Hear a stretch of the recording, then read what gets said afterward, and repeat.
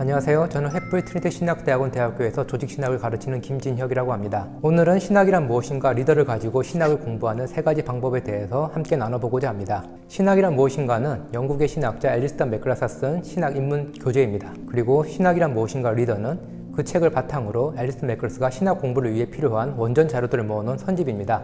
그래서 이 두 책을 가지고 신학을 어떻게 공부할지 세 개의 부분으로 강의를 나눠가지고 진행할 예정인데요. 첫 번째 시간은 역사적인 순서에 따라서, 다른 말로 하면은 통시적으로 신학을 공부하는 방법. 두 번째 시간에는 어떤 한 인물 혹은 그 동시대 사람들을 통해서 신학을 공부하는 방법, 다른 말로 하면 공시적으로 신학을 공부하는 방법.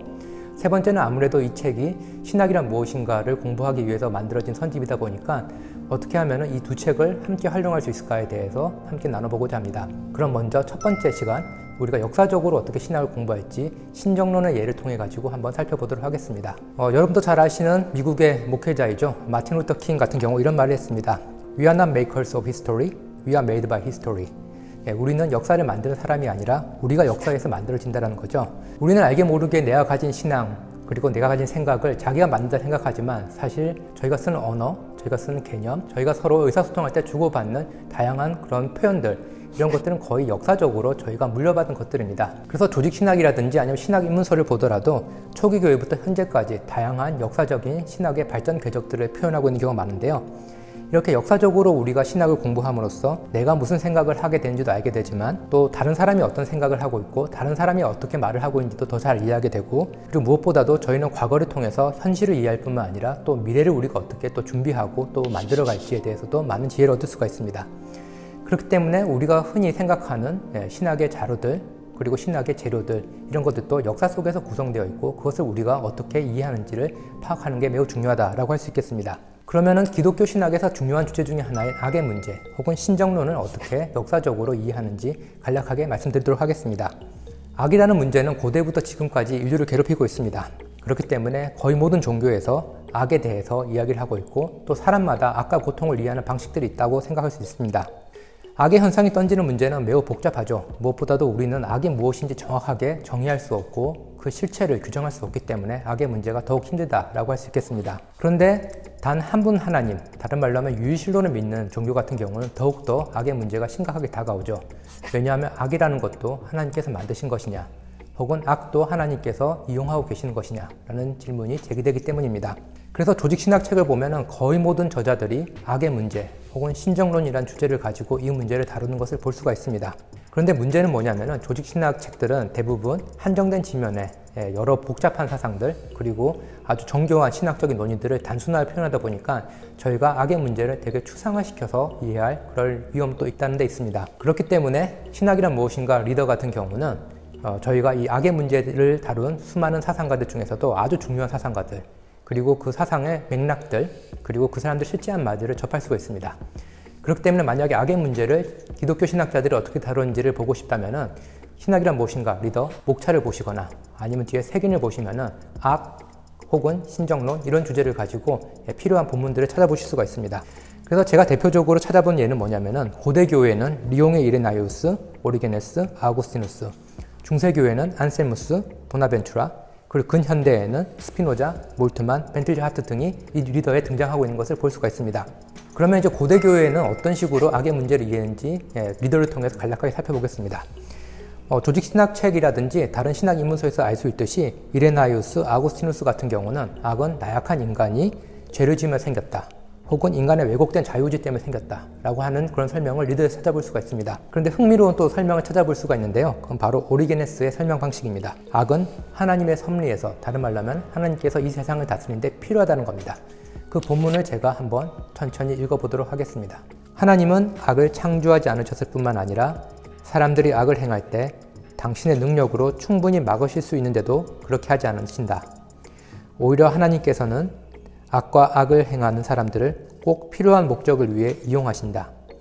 그분은 악한 의도를 품은 사람들을 이용해서 영광스러운 덕을 위해 애쓰는 사람들을 시험하고 구별하시기 때문이다. 여기 보면 아주 중요한 원리들이 나오죠. 첫째, 하나님은 악을 만들지 않으신다. 둘째, 하나님은 악을 막으실 힘이 있음에도 악을 허용하신다. 세 번째, 하나님은 악을 허용하실 때 자신의 선한 목적을 이용해서 위하여 허용하신다. 라는 겁니다. 여기서 기독교에서 악을 이해한 아주 중요한 원칙이 보입니다.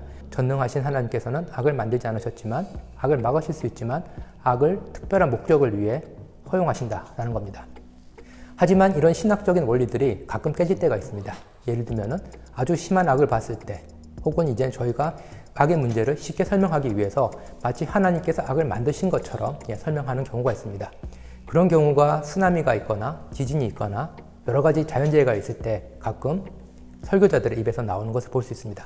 하나님께서 이 지역을 심판하기 위해서 혹은 이 고통 속에서 하나님께서 메시지를 주시기 위해서 악을 허용했다는 거죠. 과연 이런 악에 대한 이해가 옳을까? 저희가 질문을 던질 수가 있습니다.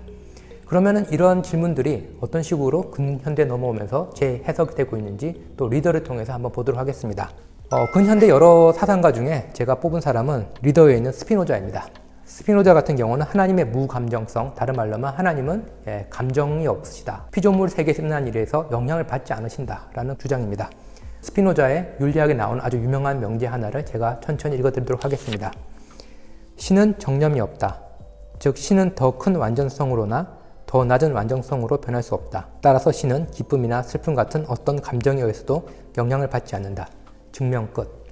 신은 완전하기 때문에 어떤 피조물에게 영향을 받는다면 신이 더 완전해지거나 덜 완전해지겠죠. 그러면 완전하다라는 원래 개념에서 모순이 일어나게 됩니다. 신이 피조물의 고통에 혹은 피조물의 기쁨에 영향을 받지 않는다라고 하면 신은 결국 피조 세계에 개입을 하지 않는다. 신은 심판자로서 혹은 섭리자로서 특별하게 역사 속에서 활동하지 않는다라는 결론이 나오게 됩니다. 제가 두 가지 문제를 말씀드렸죠. 하나는 뭐냐면 오리게네스가 말했던 하나님은 악을 만들지 않으셨지만 혹은 악의 원인이 아니지만 악을 이용하실 수 있다라는 거고, 다른 하나는 스피노자 같은 경우는 하나님은 정념이 없으시기 때문에 피조물의 고통에 영향을 받지 않으신다는 겁니다.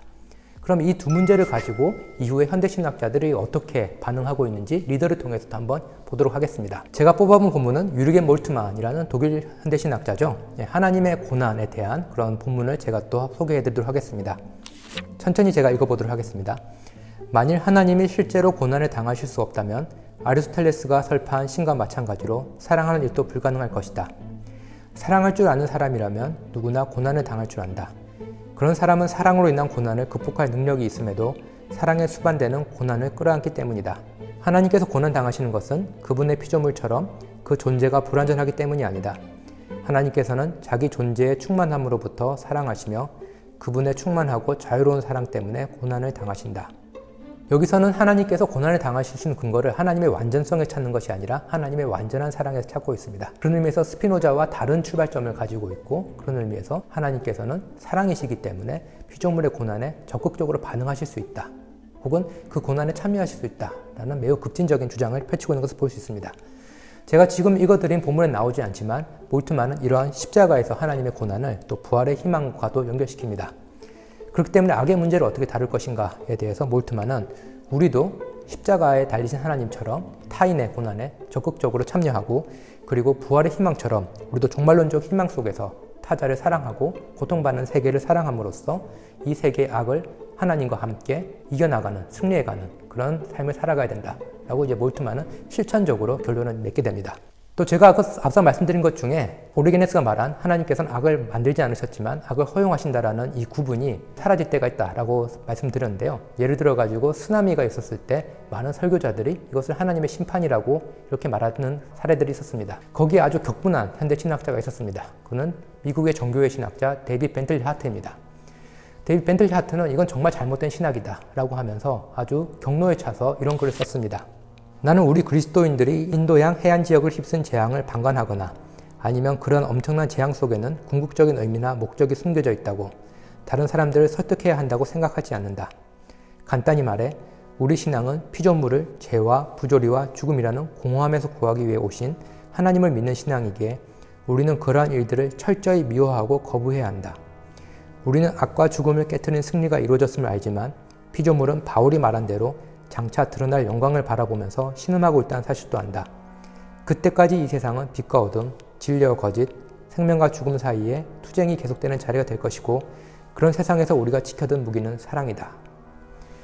벤틀리 하트 같은 경우는 아주 흥미롭죠. 왜냐하면 일반 설교자들이 말했던 그런 잘못된 신정론을 아주 강하게 비판을 합니다. 그리고 악과 고통은 하나님께서 만드신 것이 아니기 때문에 악과 고통을 우리가 미워해야 된다라고 이야기를 하는 거죠.